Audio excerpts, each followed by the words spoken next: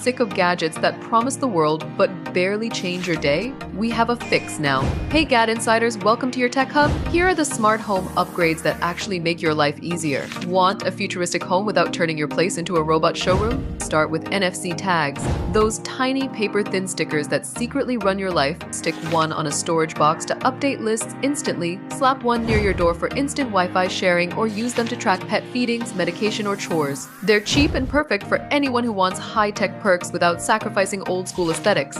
Then there are motion sensors. They keep lights and security flowing automatically so you can stop thinking about the little stuff. Lights that flip on when you enter a room. Your AC adjusting when you leave? Easy. Alerts when mail arrives, the cat returns, or something weird moves in the garage? None. This is the tech that makes a home feel alive. Got too many windows? Automated blinds and curtain openers bring natural sunlight in without you touching a thing. They help with plant care, home security, and energy savings, and yes, they make your home feel just a bit aesthetic. For safety seekers, smart doorbells are the hero. You can watch for packages, track visitors, or even use AI to recognize faces or lost pets. Just don't expect them to replace a full security system. Finally, the unsung backbone of a modern smart home, Wi-Fi mesh system.